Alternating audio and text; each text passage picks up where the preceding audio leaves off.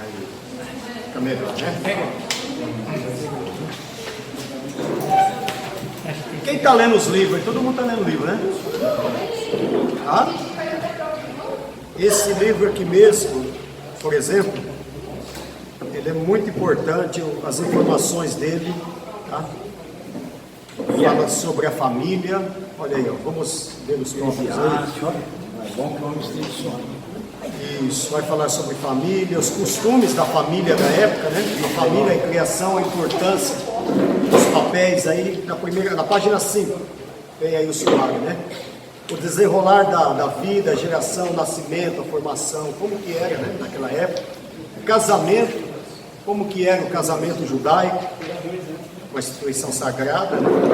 Usada hoje como modelo no mundo inteiro. As dificuldades da família, que as famílias passavam, as mulheres dos tempos bíblicos, é a parte que nós vamos estudar hoje, tá? Nós vamos estudar hoje. Inclusive eu quero pegar aqui já no começo, a página 59, abre aí, depois eu volto no começo. Página 59. Aí depois eu volto pro começo, tá?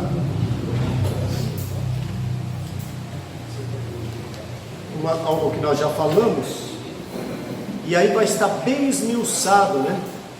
Página 59, tópico 5, 7, 1, tá? No finalzinho aí da página 58, na verdade, final da página 58, está escrito aí, ó, falar na igreja. Está todo mundo com o livro na mão aí? 1 Coríntios, capítulo 14, 34 a 35 diz: não permito que as mulheres falem na igreja. É uma polêmica aí que sempre tem, os pontos difíceis da Bíblia. Esse texto, diz aí, esse texto bíblico tem traduzido muita confusão para alguns leitores das Escrituras, e é necessário que façamos dois esclarecimentos. Primeiro, se Paulo estivesse proibindo as mulheres de falarem na igreja, ou seja, de não abrirem a boca para nada, ele estaria claramente contrariando a instrução do capítulo 11, quando orientou sobre como as mulheres teriam de orar, deveriam orar e profetizar na igreja. Então, não é com relação a isso que as mulheres estejam caladas. Aí ele explica o porquê, né? Ponto 2. Algumas palavras, quando traduzidas em um idioma para outro, podem enfraquecer ou alterar o sentido. Nesse caso, alguns termos precisam ser explicados. Mulheres, no original grego, é o termo que aí, que diz aí? Gune, né? Que significa uma esposa. Portanto, não é uma palavra dirigida a todas as mulheres, mas sim aquelas que eram casadas. Porque as mulheres naquela época, né, elas ficavam falando durante o culto, fazendo pergunta durante o culto, atrapalhando até mesmo o andamento do culto. Por isso que Paulo falou, se a mulher tiver alguma dúvida, que ela pergunte em casa, né? Ela queria esclarecer ali durante a reunião e atrapalhava a reunião, né? A reunião naquele momento não era para isso. Aqui, ó, vamos lá, falar. O termo grego aqui é falar, laleu, né? Que significa uma arenga prolongada, quer dizer, bradar, falar sem decoro, ou respeito apropriado para com os outros. Nesse caso, devemos entender que as mulheres, era um caso isolado isso, né? Estavam apenas começando a participar do culto público e não tinham instruções adequadas para fazê-lo. Elas interrompiam o culto para perguntar aos seus maridos sobre algumas coisas. Isso atrapalhava a atenção do grupo, ainda mais quando várias resolviam agir assim. Paulo, então, ainda mais quando a mulher resolve falar, né? Você já viu como é que fica, né? Então Paulo orientou que elas tivessem alguma pergunta, que fizessem aos seus maridos quando chegassem em casa. Então isso é o referente a falar. Mas tem um outro aí, né? Um outro ponto. Aí, ó, o segundo ponto aí diz assim: não permito que as mulheres ensinem, nem usem autoridade sobre o homem, mas que esteja em silêncio. O que significa isso? Aqui vai dizer, né, novamente, que é necessário esclarecimento no sentido do termo da interpretação correta. O termo grego aqui traduzido por ensinar significa estabelecer doutrina, tá? Ou estabelecer padrão doutrinário, ou seja, a mulher ela pode pregar? Pode. Ela pode ensinar na igreja? Pode. Ela não pode estabelecer o padrão doutrinário da igreja. Ela não pode estar acima do homem, acima do marido, acima do pastor. Quem estabelece o padrão doutrinário da igreja é o pastor, é o homem. Sempre Deus deu, Jesus, Deus, Ele deu essa autoridade aos homens, esses afazeres aos homens. Que a mulher pode pregar, pode cantar, pode trazer uma palavra, pode, mas ela não pode exercer autoridade, né? Aqui está dizendo estabelecer o padrão doutrinário. O padrão doutrinário da igreja não tem que vir de uma mulher, mas ela tem que vir de um homem, ok? Certo? O homem, o que a Bíblia diz? O homem é a cabeça da mulher, não só na casa, mas em todas as áreas, né? A função de ensinar a igreja, então, não era das mulheres, e nem de qualquer outra pessoa, senão do conselho dos apóstolos. Lembre, sempre quando ia tratar alguma coisa a respeito, ia separar diáconos, ia tratar os assuntos doutrinários da igreja, reunia-se o conselho dos apóstolos, ok? Concordam? Tem alguma discordância? Qual o ministério que a mulher não pode fazer isso hoje? Hoje? Conhecido, que a gente conhece, não discutir o ministério, pelo amor de Deus, mas para a gente conhecer e saber. Não, eu acredito assim, não é em relação ao ministério, é função aqui, nós estamos discutindo, né? Eu acho que é função. A função, por exemplo, de doutrinar a igreja, doutrinar o padrão doutrinário da igreja, vir dela e não do homem, né? Deus dá o homem é a igreja, entendeu? Deus, ou não a mulher, e a mulher é a igreja. É o padrão doutrinário, as diretrizes, né, da igreja. Penso assim, certo? Pastor, tem algumas mulheres que são pastoras, é errado? Eu conheço, eu sei que são as missionárias, mas tem outras que são pastoras, é errado? Não existe na Bíblia, mas eu vou dizer que está errado. Existe na Bíblia algum local que tem lá pastora? Não existe, né? Pode ouvir. Tem. Vocês conhecem algum lugar? Está na Bíblia lá que Deus deu umas a pastoras? Não deu, né? A ensinadora, não tem. E tem pastoras na Bíblia? Não tem. Mas algumas igrejas hoje estão diaconisas, sim, né? Havia diaconisas. Está na Bíblia diaconisas, né? Tem lá. Tem mulheres que serviam, né? Fazia a diaconia da igreja, de alguma maneira. Mas não tinha pastora, nunca foi dado a doutores, pastores, ensinadores. Algumas igrejas adaptam essa. Eu acho que o mais relevante nisso não é nem o cargo de pastor e tal, mas é a questão hierárquica, né? Eu acho que a gente tem que levar em conta. Uma mulher exercer mais autoridade do que o homem dentro da igreja. Não estou dizendo de um determinado conjunto ali, que ela determina aquele conjunto, mas tem um acima dela. Aí é diferente, né? Ela está cuidando daquele conjunto, mas tem um, ela está sob a tutela de alguém.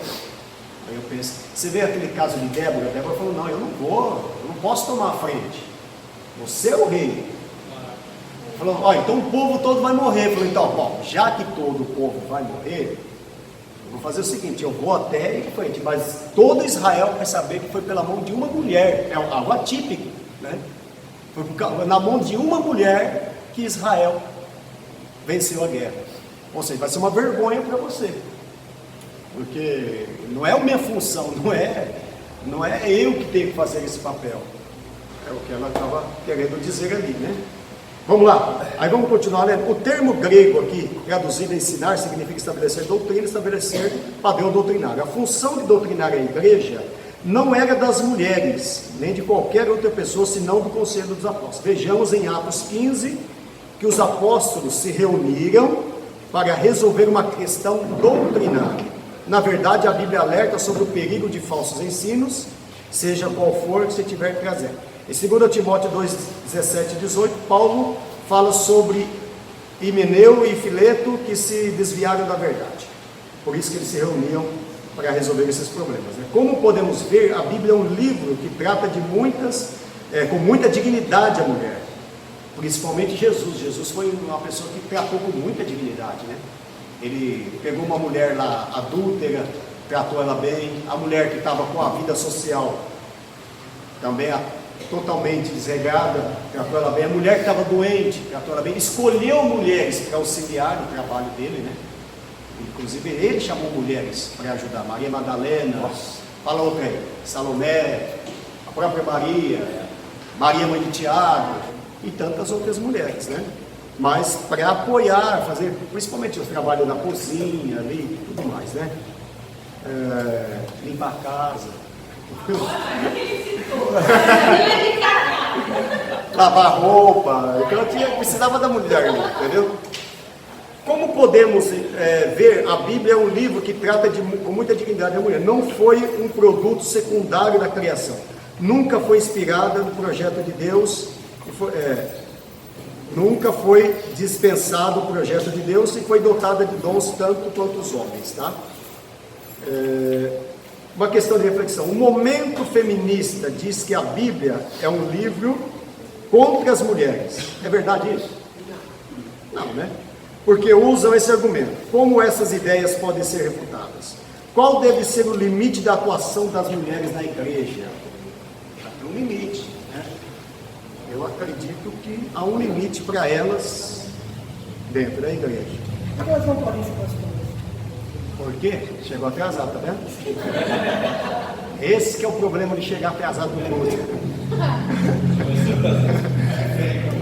A Bíblia fala que a mulher não deve exercer autoridade sobre o homem. A Bíblia diz que Deus é o cabeça, Cristo é o cabeça do homem, o homem é o cabeça da mulher. Se ele é o cabeça, o que quer dizer cabeça?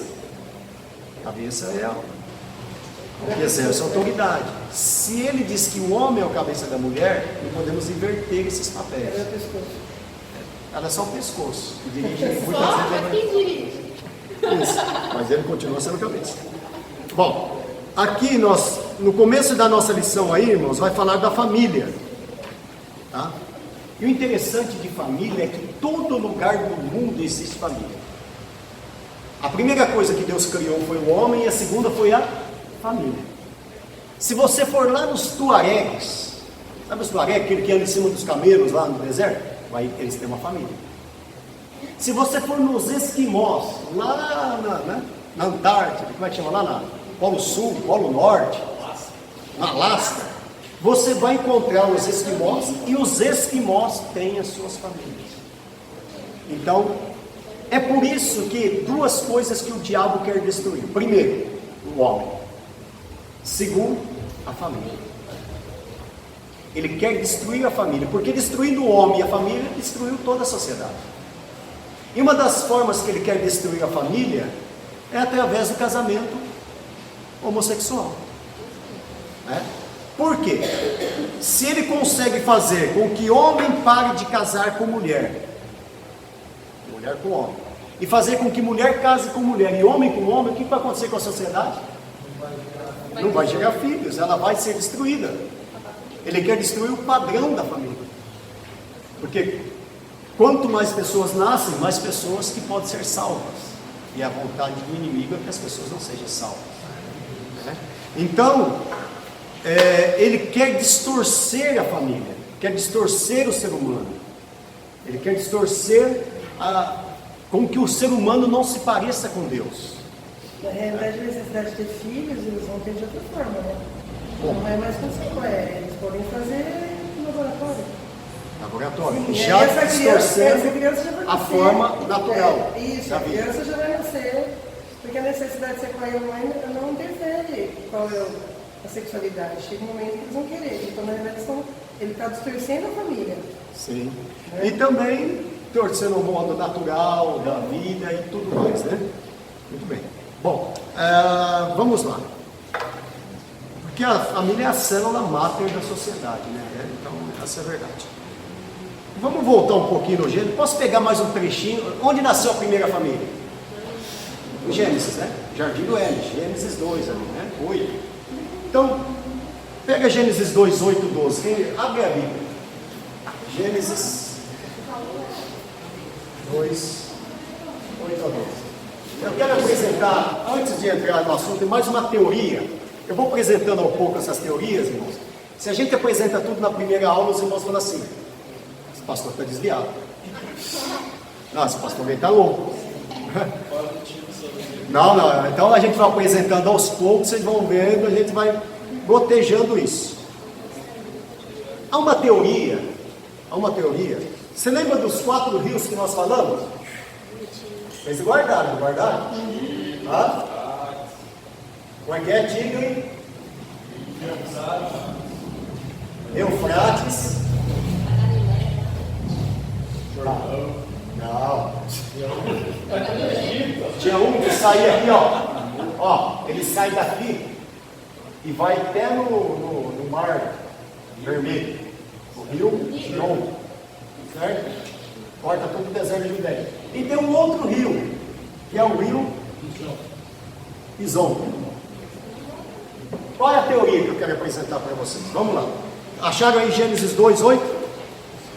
Diz assim, o que diz aí? Está todo mundo acompanhando? E plantou o Senhor Deus um jardim no... Quando Deus cria o homem, lembra que nós falamos? Que Deus não criou o homem no jardim? E diz a Bíblia, fala assim, ó, que Deus criou o homem e colocou no... Da onde que ele criou o homem? Da terra. Mas em que lugar? Essa que é a questão, né? Se ele não criou no jardim, aonde ele criou? Ele não fez a sua imagem, a sua semelhança? De onde saiu o homem? Verdade é, irmãos, que você pode ter uma outra explicação, eu aceito ela também. O homem saiu de dentro de Deus.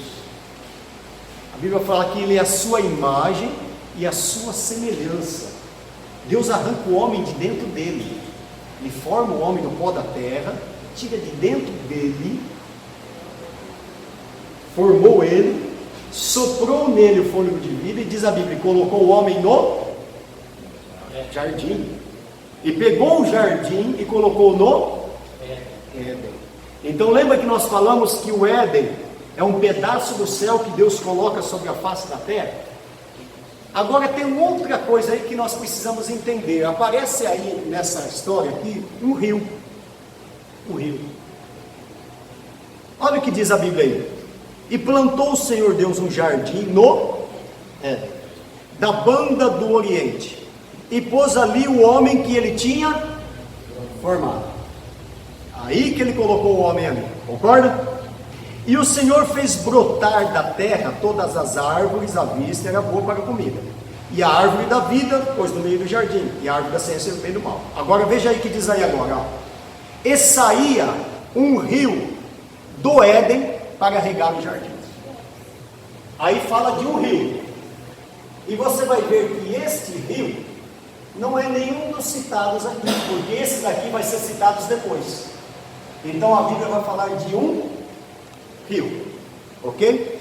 Bom, quem pode abrir para mim Salmos? Nós já vamos voltar aí já, tá? Salmos 46, versículo 4, Apocalipse 22, 1, cada um abre um versículo aí. 22, 1, como vocês vão fazer, não sei, mas tá. João 7, 38 e 39.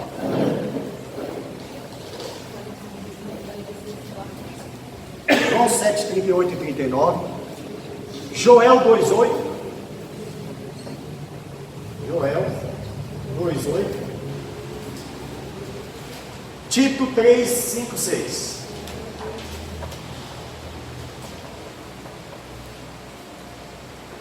Quem achou? Acharam esse versículo?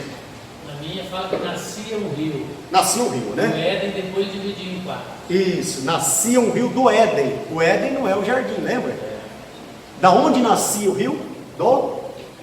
Lembra que nós falamos que o homem é uma coisa, o jardim é outra e o Éden é outra? Tanto é que o versículo aqui é bem claro, irmãos. Ó. Vocês têm dúvida quanto a isso? Ó. E plantou Deus um jardim no Éden. Não é jardim do Éden, no. Por exemplo, eu estou na Filadélfia ou estou da Filadélfia? Estou na. Se eu estou na, eu estou aqui, ok? Eu estou inserido aqui. Jardim no Éden, ok? Jardim no. Bom, vamos lá. Então diz aqui, ó. E plantou o Senhor Deus um jardim no Éden da banda, e depois fala que colocou o homem ali que ele tinha feito. Não é isso? É isso que está escrito aí, não? Aí diz que ele colocou o homem que tinha feito no Éden. Aí o senhor não aí, pastor Valdeci, como diz essa tradução? No Éden nascia um rio que irrigava o jardim. Isso, Depois do Éden nascia o rio.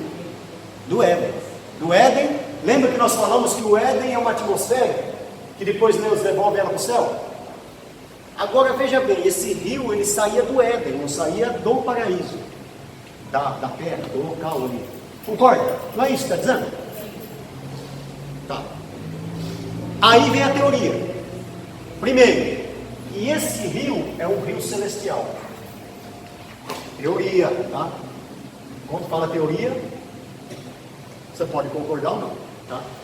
Que desse rio saiu um rio, do Éden saiu um rio do céu.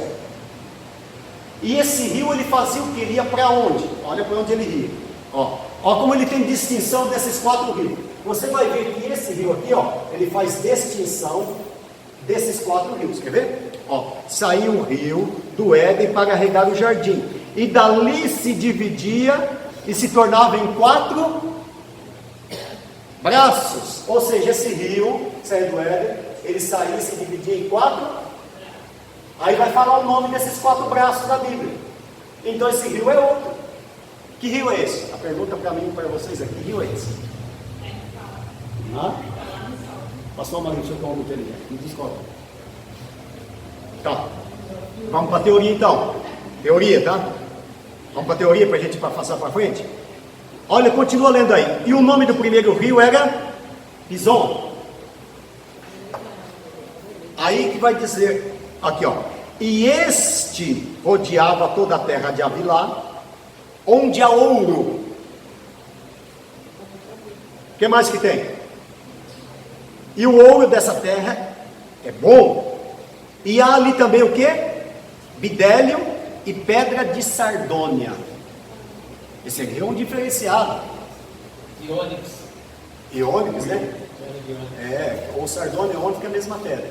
Então quer dizer, olha o rio que ele tinha ouro perto dele. Ele tinha bidélio, né? E ônix, que é uma pedra preciosíssima.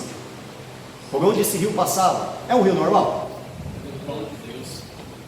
Agora, o que é o mais difícil de entender é que todos esses 3 rios existem ainda, só que o Pison não existe mais.